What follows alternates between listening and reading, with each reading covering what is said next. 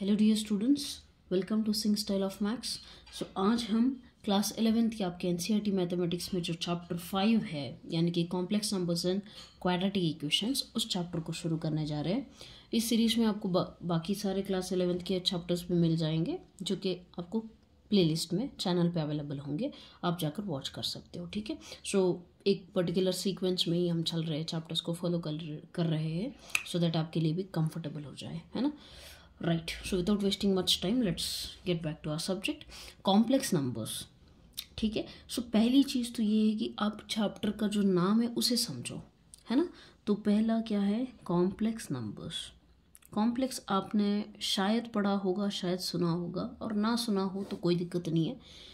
Numbers at least आप जानते हो, है ना। हम हिस्ट्री में आ जाते हैं, हिस्ट्री से आते हैं कि कॉम्प्लेक्स नंबर आखिर क्यों बनाए गए, कैसे बनाए गए, what was the reason that the complex numbers came into existence, है ना। तो देखिए, आप नंबर्स तो जानते ही है। नंबर्स मतलब क्या है, कहाँ से एग्जिस्ट हुए थे। नंबर थ्योरी के बारे में जब आप हिस्ट्री पढ़ते हो तो आपको पता चलता है कि पहले इंसान ने काउंट करना सीखा था, तो उन्होंने काउंटिंग नंबर्स को 1 2 3 ऐसे शुरू किया था। तो उन नंबर्स को उन्होंने क्या नाम दिया था, नेचुरल नंबर्स और counting numbers.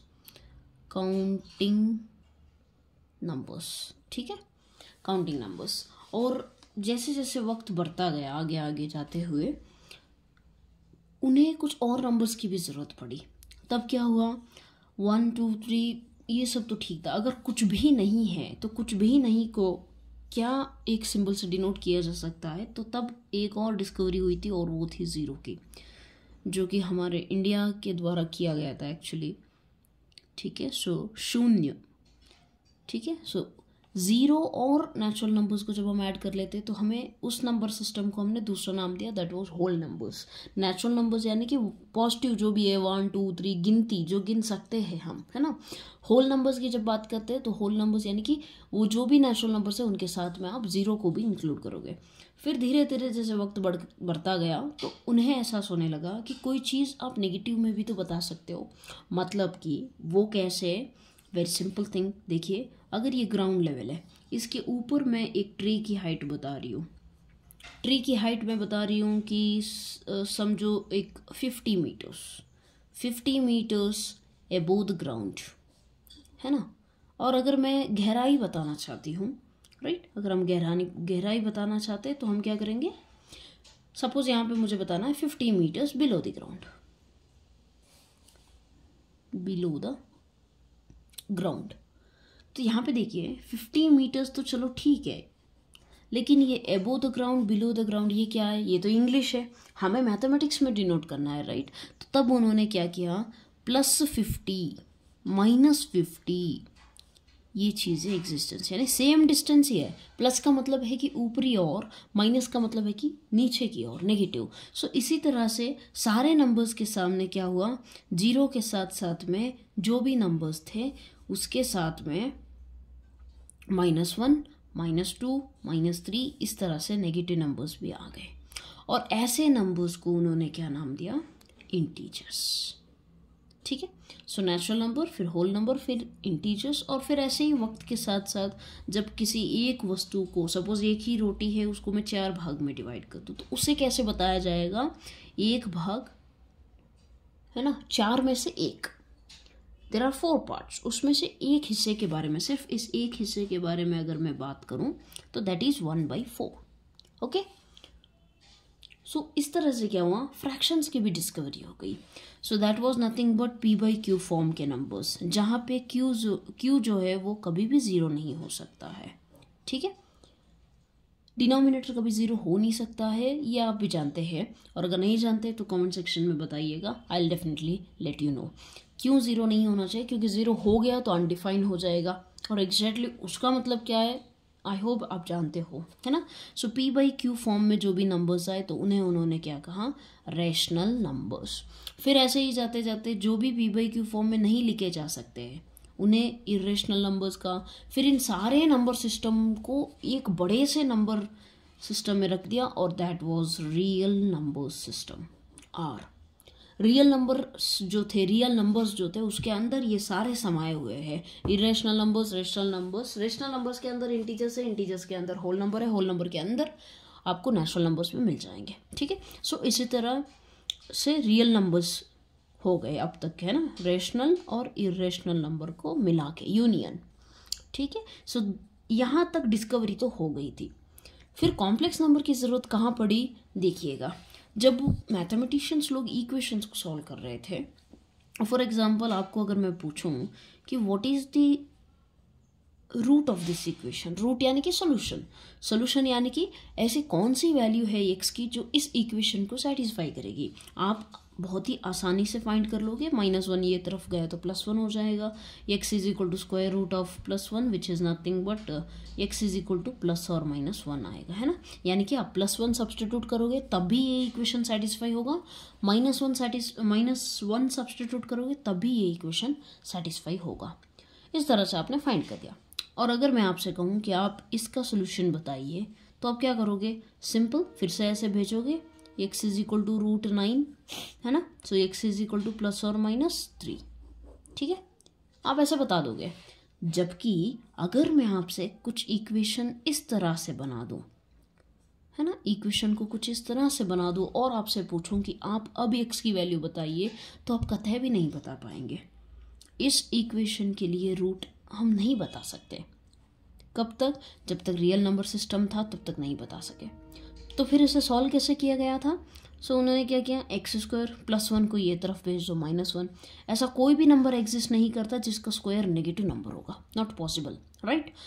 So x is equal to square root -1, यहीं अटक गया। मैथमेटिक्स में जो भी प्रॉब्लम्स थे वो सब यहाँ तक आके रुक रहे थे। फॉर एग्जाम्पल कोई भी इक्वेशंस हो जिसमें ऐसे रूट आ रहा है x is equal to square root -9, तो मैथमेटिशियंस लोग यहीं पे रोक देते थे उसे, इससे आगे सॉल्व नहीं किया जा सकता है सोच के। फिर क्या हुआ कि ऑयलर नाम के एक मैथमेटिशियन ने, जर्मन मैथमेटिशियन है, ऑयलर यानी कि हम प्रोनाउंस ऐसे करते हैं ऑयलर, जबकि उनकी स्पेलिंग कैसी है, ऐसी। यूजुअली कुछ लोग यूलर भी कहते हैं, कोई दिक्कत नहीं है, but the exact pronunciation is Euler, है ना। सो ऑयलर जो जर्मन मैथमेटिशियन थे, उन्होंने क्या किया, बहुत ही सिंपल सी एक चीज़ की कि उन्होंने ये जो नेगेटिव साइन है, यही तो हमारे लिए दिक्कत था। Square root of negative number हमारे पास नहीं था आंसर, है ना। रियल नंबर सिस्टम में हम ऐसा कोई नंबर ढूंढ नहीं सकते जिसका स्क्वायर नेगेटिव आ रहा हो। तो इसलिए उन्होंने क्या किया, बहुत ही सिंपल से इस माइनस को निकाल दिया और उसकी जगह एक सिंबल डाल दिया, वो सिंबल था आई। कैसे, √-1 को आई करके सिंबल लिखते हैं, दैट्स इट, राइट। उस I is nothing but iota. जैसे कि हमारे वो इंग्लिश अल्फ़ाबेट होते हैं ABCD, उसी तरह जर्मन अल्फ़ाबेट जो होते हैं उनमें क्या होता है, अल्फ़ा, बीटा, गामा, नीटा, ईटा, आयोटा। तो उसमें से एक ऐसा ये वाला उन्होंने स्पेसिफिकली नेम कर दिया कि √-1 जो है ना उसको आई से रिप्रेजेंट करेंगे।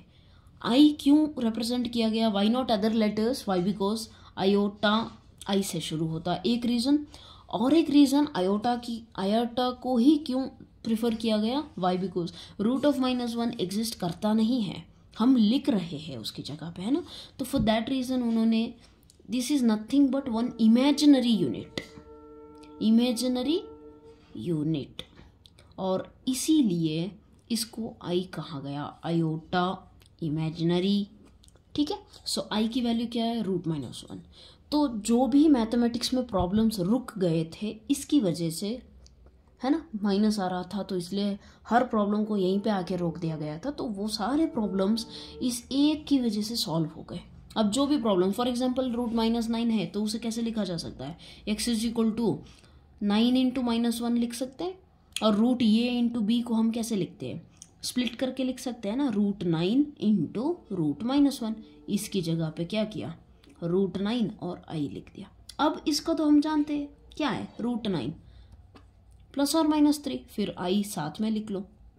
इस तरह से जो भी इक्वेशंस जिनके सॉल्यूशंस नहीं मिल पा रहे थे वो सारे के सारे मैथमेटिक्स में सॉल्व हो गए। मैथमेटिक्स के ऐसे कितने ही प्रॉब्लम्स जो इसकी वजह से रुके हुए थे, ये सारे के सारे सॉल्व हो गए। तो रियल नंबर सिस्टम में जब हम ऐसे इमेजिनरी नंबर्स को इंक्लूड करते हैं, ठीक है, तो रियल नंबर से भी बड़ा सेट कौन सा है, कॉम्प्लेक्स नंबर्स का। C, that is subset, sorry R is subset, C क्या होगा, सुपरसेट। ठीक है, सो C R से भी बड़ा वाला सेट है। आई होप आप समझ गए होंगे। अब एक जनरल डेफिनेशन पे आ जाते हैं कि कॉम्प्लेक्स नंबर्स एक्चुअली होते कैसे हैं, कौन से फॉर्म में होते हैं। देखिएगा, बहुत सिंपल है। जो भी नंबर्स आपको ये प्लस आई बी फॉर्म में मिल जाए, कोई भी नंबर आपको अगर ये फॉर्म में मिल रहे हैं, तो ऐसे नंबर्स को हम कॉम्प्लेक्स नंबर कहते हैं। और उन्हें डिनोट कैसे किया जाता है, z से। z is equal to a plus i b. वैसे मुझे आदत है z को ऐसे लिखने की, तो कंफ्यूज ना होइएगा, आप कैसे भी लिख सकते हो, आपको जो आदत है, बट मुझे z को ऐसे लिखने की आदत है। So for that reason I am writing like this. So z is equal to a plus i b. आप जो भी नंबर्स देख रहे हो अगर इस फॉर्म में है वो, तो वो कॉम्प्लेक्स नंबर है। ठीक है, और इस कॉम्प्लेक्स नंबर में जो आई के साथ है उसे हम कहते हैं imaginary part, imaginary part of the complex number z। उसको डिनोट कैसे किया जाता है, IMZ। ठीक है, और ये जो है, जो आई के बिना है ना, जिसमें आई नहीं है, तो उसको हम कहते हैं real part. Real part of complex number z को हम कैसे रिप्रेजेंट करते हैं, REZ। ठीक है, सो ये डिनोशन आपको याद रखना है, रियल पार्ट ऑफ z और imaginary part of z, right. So जो भी नंबर्स, सो जनरल डेफिनेशन क्या होता है कॉम्प्लेक्स नंबर का, जो भी नंबर्स आपको ए प्लस आई बी फॉर्म में मिल जाए, और कंडीशन क्या है, आई की वैल्यू क्या होगी, -1, और ये और बी क्या है, वो रियल नंबर्स है। ठीक है, इतना कंडीशन आपको याद रखना पड़ेगा।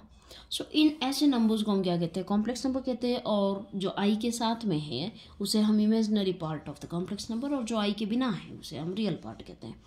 ये चीज़ आपको समझनी है। अब देखिएगा, 2 + 3i अगर मैं ऐसे लिख दूं, तो आप बताइए इस कॉम्प्लेक्स नंबर का z is equal to 2 + 3i, इस कॉम्प्लेक्स नंबर का रियल पार्ट क्या होगा। Real part of z is equal to क्या है, 2, और imaginary part of z is equal to क्या है, जो i के साथ नंबर है ना, 3। आप ऐसे 3i मत लिखिएगा, वो गलत होगा, i नहीं लिखना है, i के साथ में कौन सा नंबर है। और इसी जगह पे अगर मैं आपको बता दूं 2 - 3i, तो बताइए रियल पार्ट तो 2 ही है ना, रियल पार्ट ये, इमेजिनरी पार्ट क्या है, प्लस होना चाहिए था, यहाँ माइनस है ना, तो पूरा ये वाला पूरा इमेजिनरी, या माइनस साइन है तो -3, थोड़ा सा बदलाव हो जाता है ना। सो ये चीज़ें आपको याद रखनी पड़ेगी। और फिर रियल नंबर अगर मैं सिर्फ 2 लिखूँ, is it a complex number, आपसे अगर सवाल किया जाए कि क्या 2 कॉम्प्लेक्स नंबर है, तो आपका आंसर क्या होगा, पॉज कीजिए और थिंक कीजिएगा, क्या ये नंबर इस फॉर्म में लिखा जा सकता है। अगर हाँ तो ये कॉम्प्लेक्स नंबर है, अगर ना तो फिर ये कॉम्प्लेक्स नंबर नहीं है। ठीक है, सो इस नंबर को मैं 2 + i × 0 लिख सकती हूँ। व्हाट आई सेड, ये और बी, ये प्लस आई बी फॉर्म में ये और बी दोनों रियल नंबर होने चाहिए, 0 रियल नंबर है, सो देयरफॉर 2 + i 0 फॉर्म में लिख सकती हूँ। देयरफॉर सिर्फ ये वाला पार्ट भी अगर मैं लिखूँ तो that is a complex number, no problem. और अगर मैं आपसे पूछूं कि क्या 3i कॉम्प्लेक्स नंबर है, फिर तो कोई दिक्कत नहीं है, i को देख के आप बता सकते हो। लेकिन इसको भी a + ib फॉर्म में लिखो तो कैसे लिखोगे, 0 + i × 3।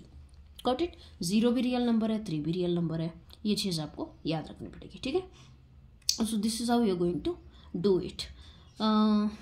या सो ये हो गया रियल पार्ट। और 0 आपको याद रखना है, 0 एक ही ऐसा नंबर है जो रियल एंड कॉम्प्लेक्स दोनों है।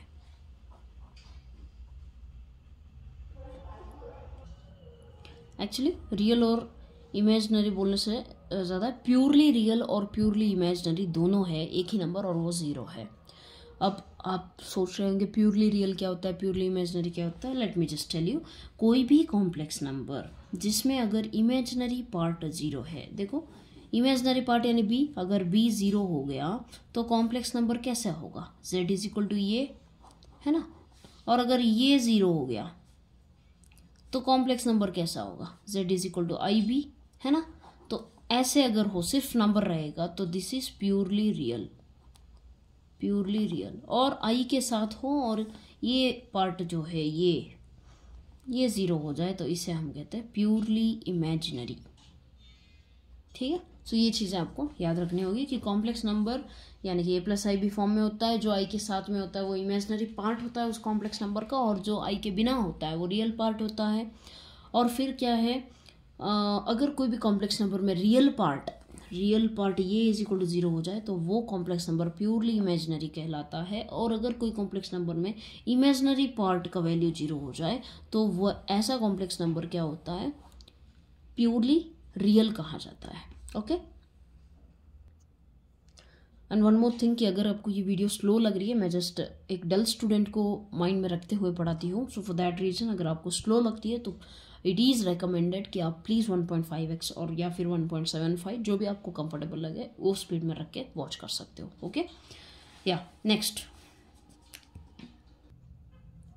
अगर दो कॉम्प्लेक्स नंबर्स है, सपोज एक है z is equal to a+ib z1, दूसरा कॉम्प्लेक्स नंबर है z2 which is equal to x+iy, तो इन दोनों कॉम्प्लेक्स नंबर्स को अगर मैं कह दूं कि वो इक्वल है, z1 is equal to z2 है ना, अगर मैं कह दूं कि वो कॉम्प्लेक्स नंबर इक्वल है तो वो कब इक्वल होंगे, on what basis will you say कि दो कॉम्प्लेक्स नंबर इक्वल है?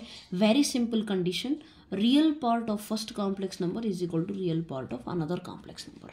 ठीक है, रियल पार्ट का इक्वल होना जरूरी है, और दूसरी ओर इमेजनरी पार्ट के साथ जो नंबर है वो भी इक्वल होना चाहिए।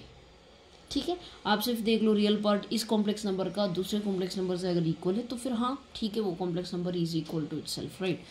सो दो कॉम्प्लेक्स नंबर्स को इक्वल कहने के लिए real part must be equal to real part, imaginary part must be equal to imaginary part, ये कंडीशन आपको याद रखनी होगी। Okay, so this is all about complex number. पहले तो इंट्रोडक्शन, ठीक है। सो इसी तरह से बहुत आसान है एक्चुअली, आप समझ सकते हो, काफ़ी ईजी चैप्टर है ये compare to all other chapters in mathematics. कुछ गिने चुने चैप्टर्स ईजी है तो उसमें से ये भी एक है ना, राइट। सो अब हम सीखेंगे algebra of complex numbers. Algebra of complex numbers मतलब क्या? Algebra of complex numbers, algebra का मतलब क्या है? पहली चीज तो very simple thing, algebraic operations अगर हम कोई भी डाल रहे हैं तो which is nothing but plus minus into division. So यहाँ पे हम ये सीख रहे हैं कि दो कॉम्प्लेक्स नंबर्स को अगर हम ऐड करें तो कैसे ऐड किया जाता है, पहली चीज तो, और ऐड करने पर भी हमें कॉम्प्लेक्स नंबर ही मिलता है क्या? दो कॉम्प्लेक्स नंबर्स को हम ऐड कर सकते हैं, तो पहली चीज क्या है? Addition of complex numbers. Addition of complex numbers कैसे ऐड करते हो, राइट। सो देखो, z अगर सबके लिए भी z1 इज इक्वल टू मैं a+ib और दूसरा कॉम्प्लेक्स नंबर जो है c+id करके ले लो, तो हम z1 प्लस z2 दोनों कॉम्प्लेक्स नंबर्स को कैसे ऐड करेंगे? इज इक्वल टू z1 यानी क्या है? a+ib प्लस z2 यानी क्या है? c+id। रियल पार्ट और रियल पार्ट एक तरफ ले आओ, a+c plus ib plus id। यहाँ पे आप क्या करोगे? a+c रियल पार्ट है, प्लस i कॉमन ले लो, b+d हो जाएगा, तो ये भी हो गया ना, ये i b एक नंबर प्लस i इंटू एक और रियल नंबर है ना, दोनों रियल नंबर। सो a+ib फॉर्म में हो गया। इसी तरह से आप क्या करोगे? ऐड करोगे। सब्ट्रैक्ट भी कुछ इसी तरह से करना है आपने। कैसे करोगे आप? a+ib माइनस c+id, माइनस जब भी आता है मैथ्स में थोड़ा अवेयर रहिएगा ब्रैकेट साइन से, ठीक है। ब्रैकेट्स, क्योंकि आप जब ब्रैकेट रिमूव करोगे तो साइन चेंज हो जाएगा। a+ib minus c minus id is equal to ये माइनस सी, ये देखिए रियल पार्ट हमने एक तरफ ले लिया, प्लस ib माइनस id है ना। सो इज इक्वल टू ये माइनस सी प्लस सिर्फ i को कॉमन ले लीजिए, b माइनस डी है ना। दो रियल नंबर्स और i a+ib फॉर्म में आ गया है। सो इसी तरह से आप क्या करोगे? दो कॉम्प्लेक्स नंबर को सब्ट्रैक्ट भी कर सकते हो, यानी कि एडिशन करना भी आसान है, सब्ट्रैक्ट करना भी आसान है। और फिर क्या आते हैं आपके एडिशन में लास भी होते हैं, वो लास आप जानते हो, कम्यूटेटिव ला, क्लोजर ला, उनकी ज़्यादा ज़रूरत नहीं पड़ेगी। फिलहाल के लिए आपको इतना पता होना चाहिए कि कॉम्प्लेक्स नंबर कौन से फॉर्म में होता है, और अगर दो कॉम्प्लेक्स नंबर को ऐड करना है तो कैसे ऐड करेंगे, और प्रोडक्ट करना है तो कैसे करेंगे, सब्ट्रैक्ट करना है तो कैसे करेंगे, डिवाइड करना है तो कैसे करेंगे, ठीक है। सो ये हो गया सब्ट्रैक्शन, ठीक है। फिर तीसरा जो आता है वो है मल्टीप्लिकेशन। सो कॉम्प्लेक्स नंबर्स को मल्टीप्लाई कैसे करते हैं, देखिए let us do it. z1 into z2 है ना, z1 यानी क्या है, ये plus i b into c plus i d है ना। तो अब आप मल्टीप्लाई कैसे करोगे, कैजुअली जो हमने अलजेब्रा में सीखा है, एक नंबर ले लो, उसको इससे भी मल्टीप्लाई करो, इससे भी मल्टीप्लाई, यानी ये इंटू फिर ये वाला प्लस आई बी इंटू, सो क्या है ये सी प्लस आई डी है ना। जस्ट मल्टीप्लाई कीजिएगा, ये into c plus I into A D plus I into b c plus i square into b d है ना। सो बहुत सिंपल है। आई स्क्वायर की वैल्यू क्या है, हम जानते हैं कि आई की वैल्यू क्या है, रूट ऑफ -1। तो आई स्क्वायर की वैल्यू क्या होगी, स्क्वायरिंग ऑन बोथ साइड्स है ना, रूट -1 को होल स्क्वायर कर दो, फिर क्या होगा, स्क्वायर ये कैंसिल, तो -1, देयरफॉर आई स्क्वायर की वैल्यू क्या है, -1 है ना। तो सब्स्टिट्यूट कर दीजिए, ये सी प्लस आई, इन दोनों में से आई कॉमन ले लीजिए, a D plus B c, i square की वैल्यू -1 है, -1 इंटू बी डी।